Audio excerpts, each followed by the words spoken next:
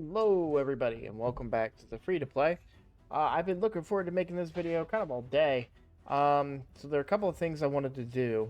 Uh, First and foremost, I want to talk about the summon boosts going on. So while we're not 100% close to Mercy, we are quite close right now. There's a chance I might be pulling shards, but I wanted to take a look at the progressive champions real quick and kind of go over them. So we have Stultus, Dragonbane, Totura, uh, Gosfred, I think is the name here, and then the Christmas tree, because I don't know his name yet. But also we have Seeker. Seeker is a really, really solid epic, and we'll go over their all of their kits here in a second.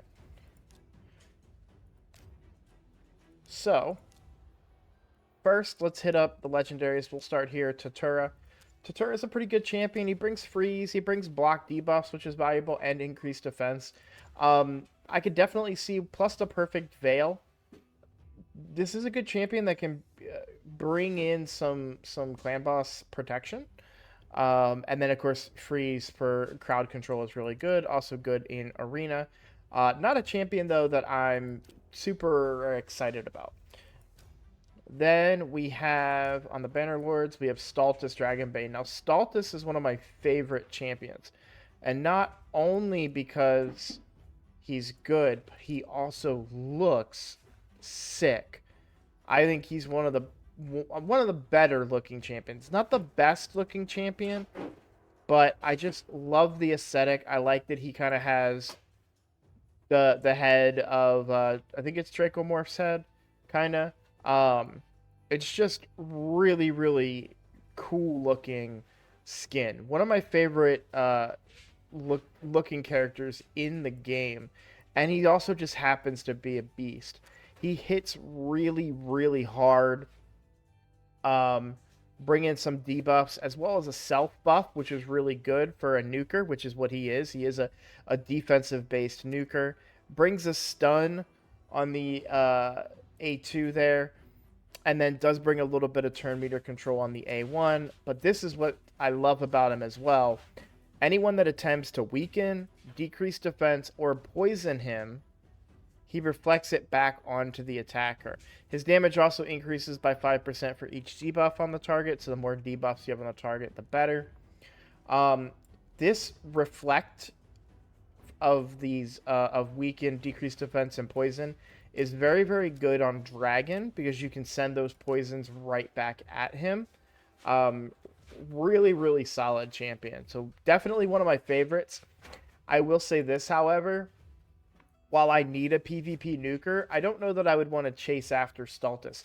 He would do the job and would do it extremely well moving forward, especially with his survivability. He kind of gives that go second feeling a little bit, which I think he'd pair well with the Sun Wukong because he'll just survive while Sun Wukong would die but revive themselves, and then you'd still have that duo going at it. The other ones we did Totura, so there's the new Christmas tree. Christmas tree, I believe, is supposed to be pretty good. I haven't really had a chance to analyze too much of the kit. I do love this ignoring resistance mechanic. It severely lowers the amount of accuracy you would need for the champion, and he has more benefits to that as well. If you don't have a block buff champion, this is a solid option. Again, ignoring target resistance. And then we have increasing resistance of your own team. So you're reducing the accuracy of the enemy and increasing your resistance. That's that double whammy where you can really make a swing for how capable they are of impacting you with negative effects. But I do love his passive as well. If an ally is under 2 or more buffs, they get 50 resistance. 3 or more buffs, they get 50 accuracy. And 4 or more buffs increases the damage dealt by 20%.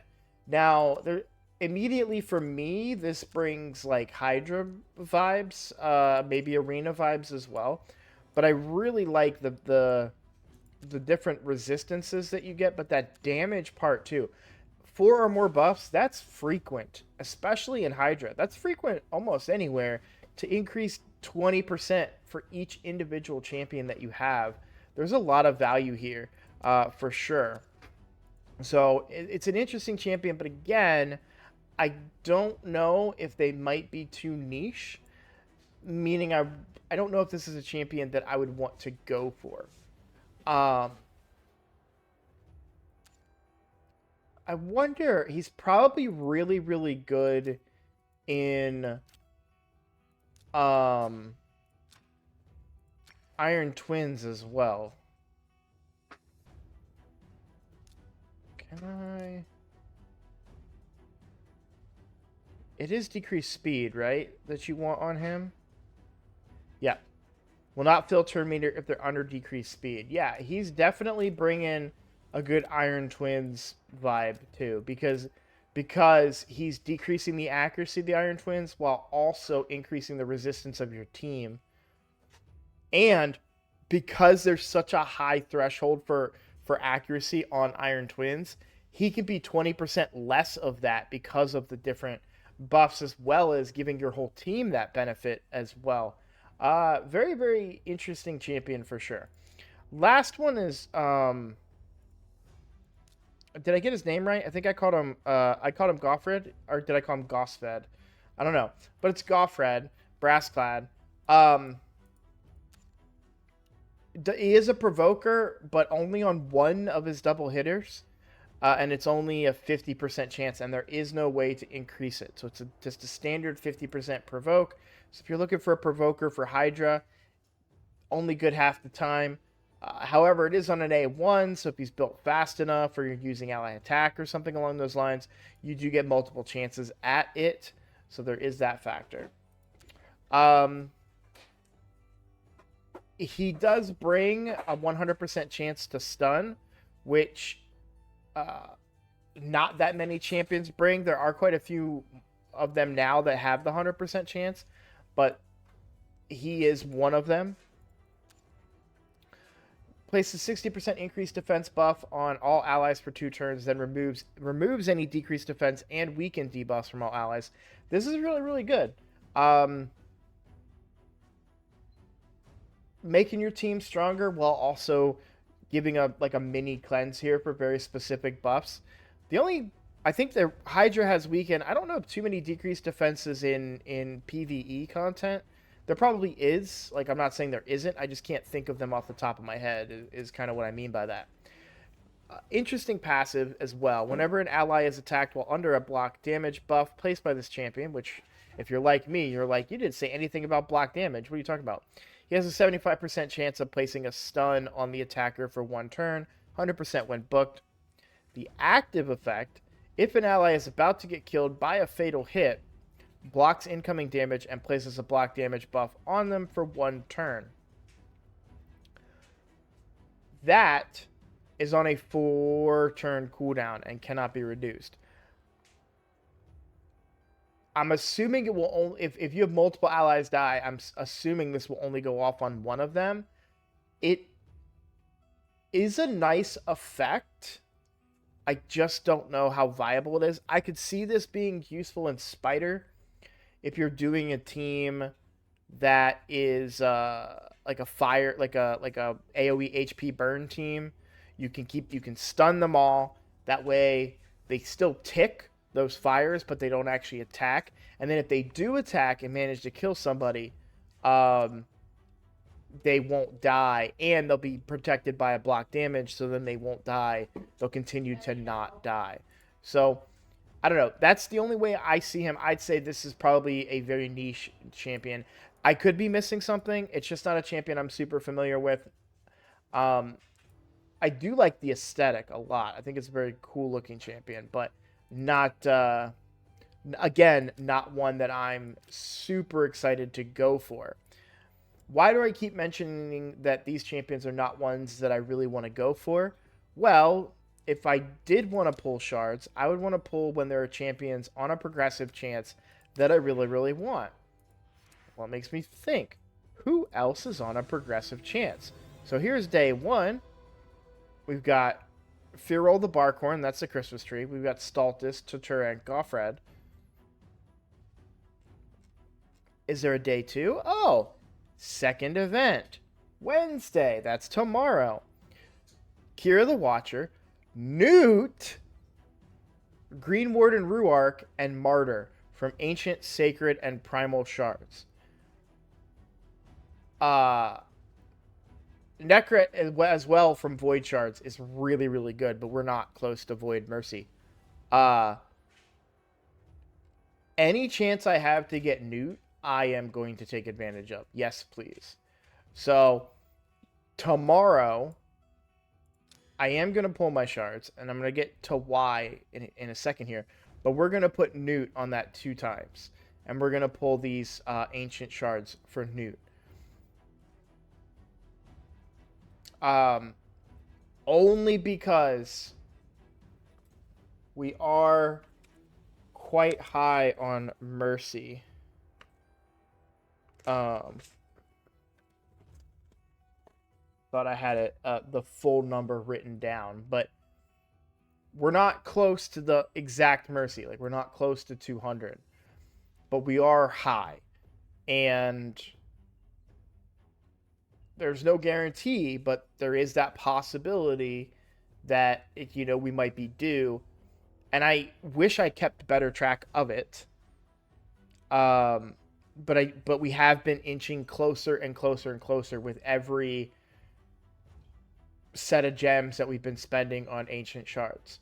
So this is one of those situations where I would say do as I say and not as I do. I'm being very, very greedy with these ancient shards. If it wasn't Newt, I probably don't pull the trigger on this. But also, let's take a look at the other champions, and then we'll take a look at Newt as well. So first, Kira the Watcher. Now, Kira has 2 benefits. One, I think she's decent. But 2, she's part of a mythical fusion for Lady Mikage. So first things first, decrease attack on the A1. Hey, decrease attack, you want that for Clan Boss. Decrease attack accuracy on the A2. And decreasing buffs on enemies. That's pretty good for Hydra and other wave content. And a 50% ally protection buff on all allies except this champion for 2 turns. And then 60% increased defense on all allies for 2 turns. This is good. This is Clan Boss stuff right here. Whenever an ally is attacked while under ally protection, places a 15% decreased attack debuff on the attacker for 1 turn. Really, really good ally protection champion. For an account that has no ally protect champions, it's great. Also, keeping in mind that this could eventually become part of the fusion for Lady Mikage. You'll see Kira is right here. Couple of things. One, we could potentially just get a free Kira by getting these epics. 2, Newt is just so good that I would pick him over Kira. But Kira is solid. I just don't know that I would put all of my shards in there for a Kira. What are the other ones? Let's look at the news. Now, mostly what I want to talk about here is just to keep you guys informed. Ruark and Martyr. Okay. I believe Ruark's pretty decent. So Ruark transfers all debuffs from this champion to the target. Heals them for 5% for each debuff transferred. That's really solid. Places decreased attack. Steals all continuous heal buffs from each enemy. This effect cannot be resisted. Man, that's really, really solid. Especially if you don't have a way of kind of contending with the buff steelhead. I like that. We have a taunter, which taunt does have value now in Hydra. 60% increased defense, and the big version of strengthen for 2 turns on a 4-turn cooldown when booked. This is pretty good. I don't like that it's on a 4-turn. That seems pretty steep. Anytime an ally loses 10% or more of their max HP from a single hit, they get a shield equal to 10% of their max HP. That's not the best version. Usually, I like to see where shields or heals are based on this champion's max HP or defense. Still a really good champion. Like, Ruark is solid. Definitely a good support champion. I like this transferring all debuffs. We kind of talked about the value of that with Staltis. So this one would then do all of them instead of just those poisons and stuff. But you would need accuracy to do that transfer as well, which is an important part of the kit there. All right. What was the other one? It was Newt, Ruark. I forget the other one. I'm going to have to look again. Sorry, guys. Martyr. That's right. Martyr. And then Tyrell and Morag, which we'll talk about here in a second. So, Martyr. Sacred Order? Yeah, Martyr. Decreased defense on the A1. Increased defense and counterattack for all allies on a 3-turn cooldown. And then 50% decrease attack and a provoke on a 4-turn cooldown. That provoke is pretty valuable too. So that's on all enemies. Okay.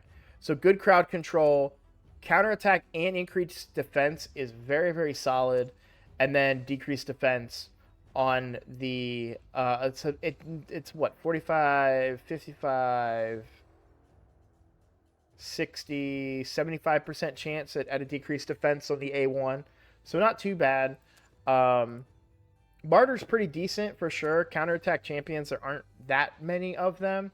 I was blessed with a Valkyrie really early on my account, and I used her as a big part of my clan boss success on my main account.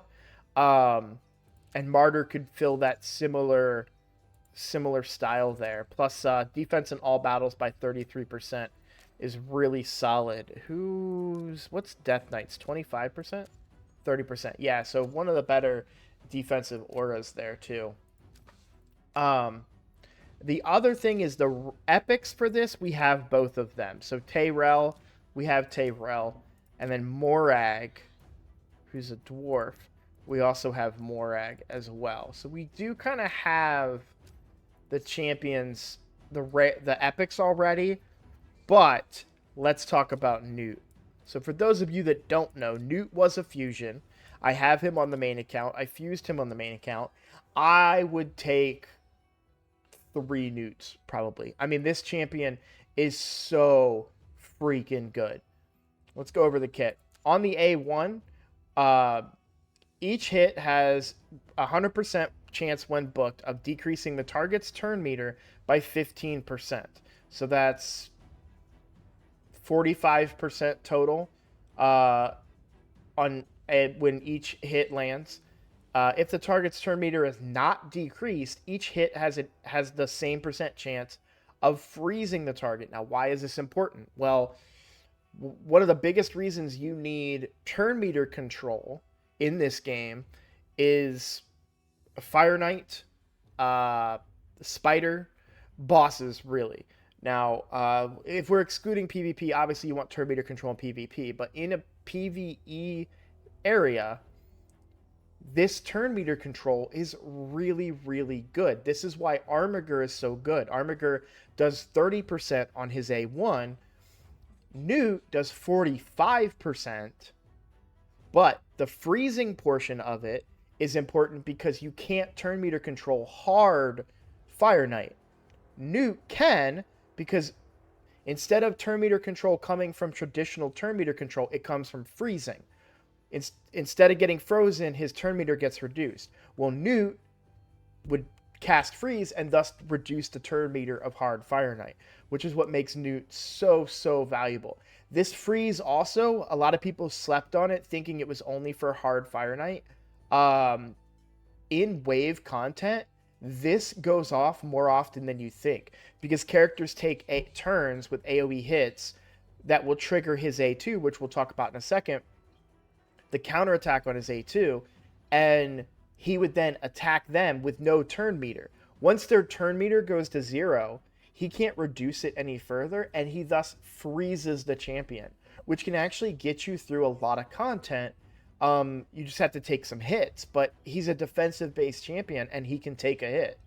So his A2 is an AoE attack that places Weaken, which is good. You want Weaken. And then it puts a counterattack on himself. This is great when you consider that you want him using his A1 as much as possible. So he puts a counterattack, he puts Weaken on the enemy, counterattack on himself. When he gets hit, he's decreasing their turn meter by 45% again.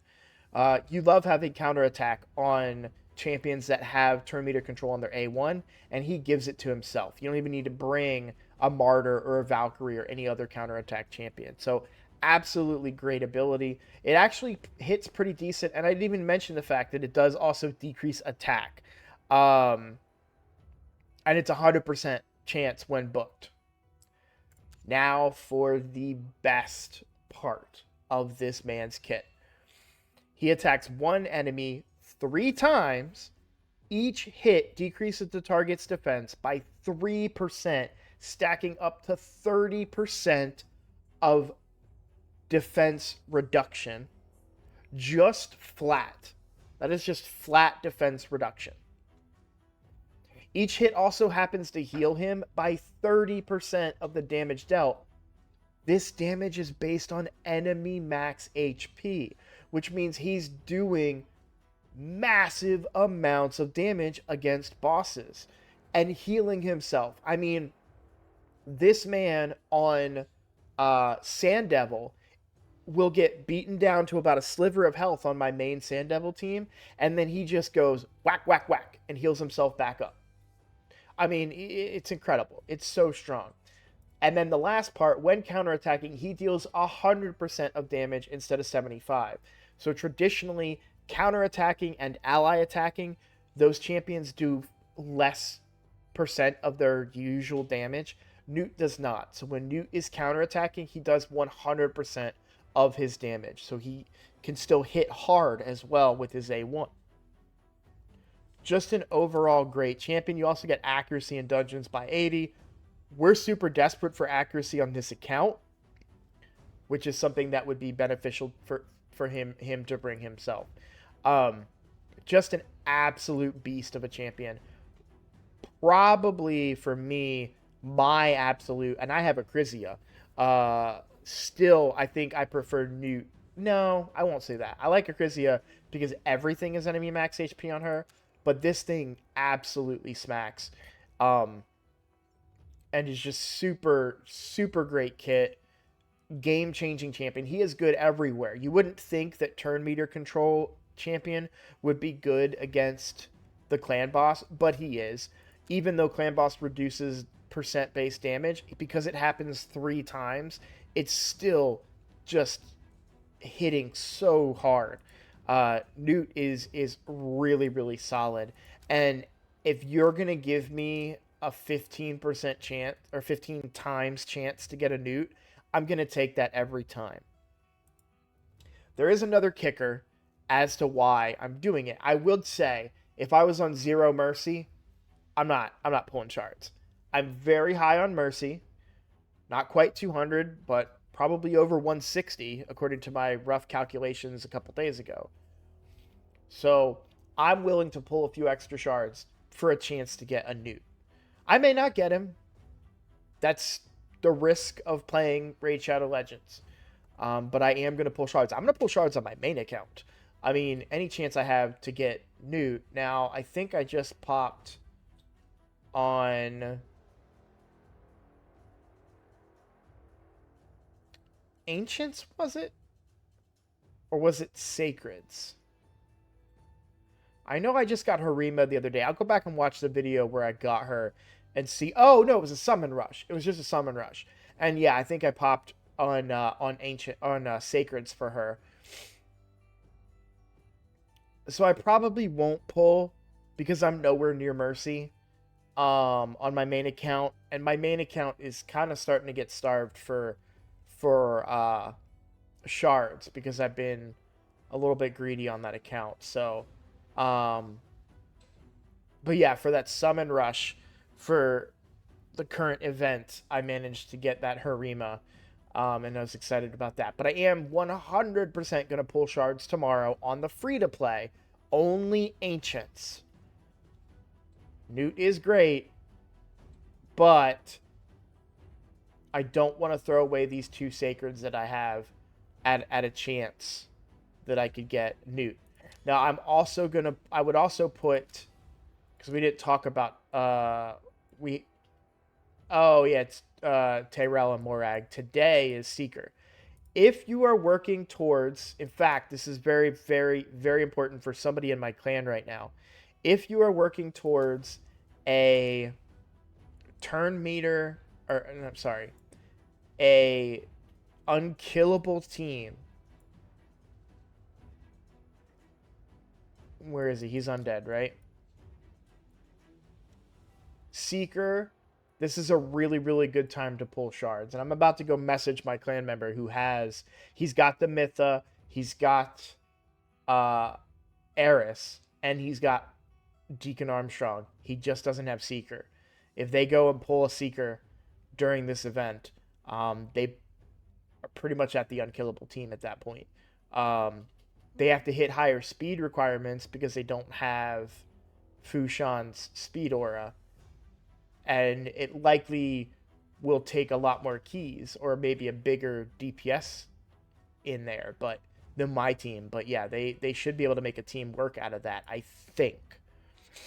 Seeker's amazing. So Seeker gives turn meter to allies by 30%, as well as an increased attack buff, but he also gets an extra turn, which essentially means that this, what is a 3-turn cooldown, because of that extra turn, so it's a 3-turn cooldown, but then you get an extra turn right away. So now it's on a 2-turn cooldown after you used it. And then he does his A1, which happens to have a taunt. Um, and then takes one more turn, and now he has his 30% turn meter reduction up again. This is what's really, really good for speed tuning teams, because this is up so much that you can really get your team rolling without needing like super crazy high speed tunes. So really, really awesome champion. His passive's kind of cool too. If he gets crit, he gives increased defense to everybody. Um, on my team, right? The team that my arena team, he's also really good in arena, and this is why. On my arena team,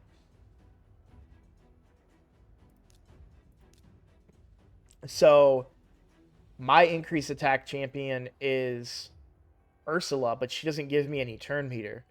He would do better because he would give me increased attack and turn meter as well, which means that I could make these guys even slower but hit harder, as long as I'm keeping them within a ratio of Deacon.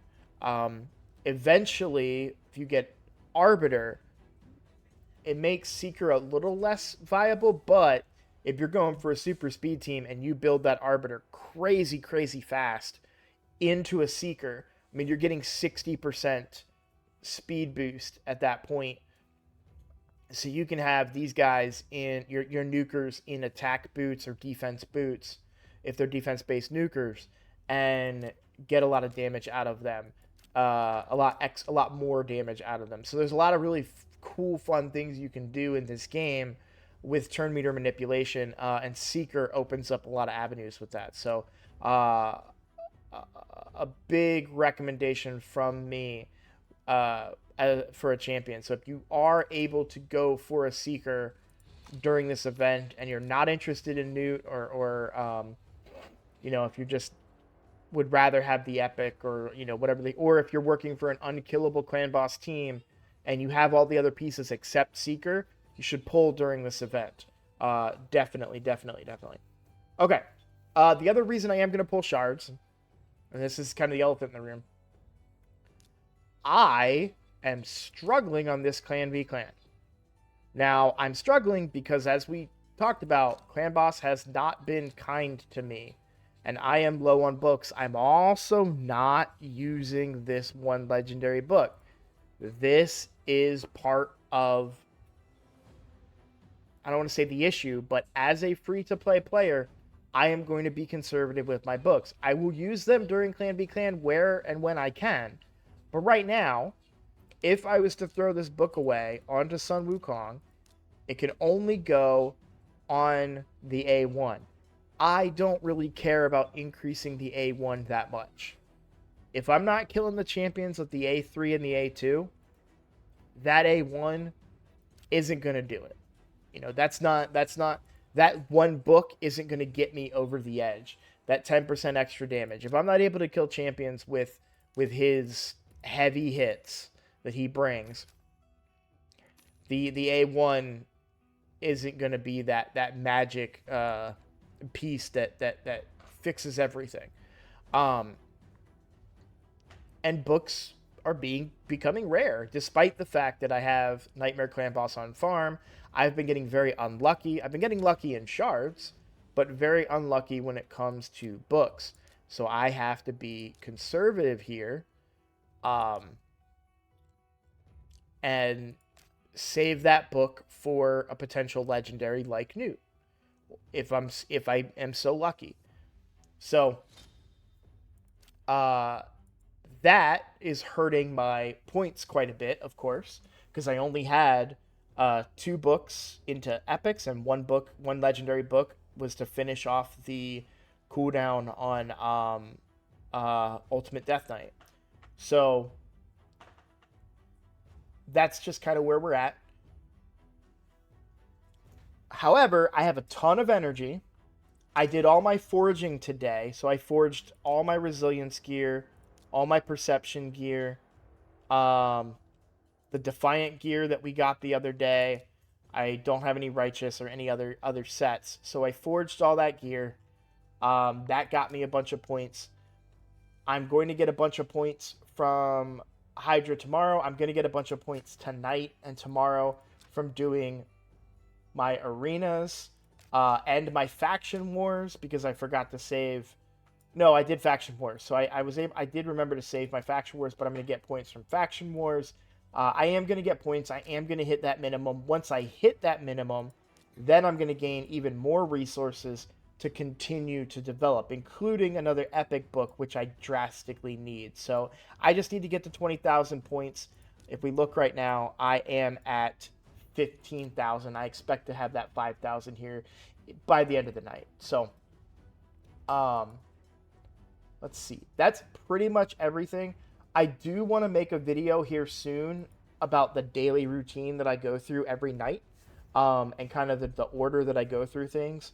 So keep an eye out for that. I don't know exactly when I'm going to be able to record that, because there's exciting stuff always happening. But the next kind of down day where I don't have anything to talk about, I'm just going to go through like a daily routine and kind of show you how I go about playing the game, kind of what I do to complete these quests, and just kind of how I use my energy and use my keys and my tokens and everything that's on the account. So we are done with Nightmare. Let's see what we do on Brutal. Wait, let me just double check. I always double check. Yep, 3 keys, 47. That's enough. Let's go to Brutal. Throw in the 1 key here. I love that we get to do the quick battle on Brutal now. It's so satisfying. And there's that 2611. So that's enough to get the max chest on Brutal, which is especially important today because you get points for that chest tomorrow morning on Clan v Clan. Plus, I'm going to get points for the Hydra chests and everything else. So, really happy with that. Well, I am going to call this a video. Oh, wow, we went so long. I'm so sorry, guys. Well, thank you so much for watching. I'll save the spiel about subscribing and all that. But thank you guys so much for watching, and I'll see you in the next video.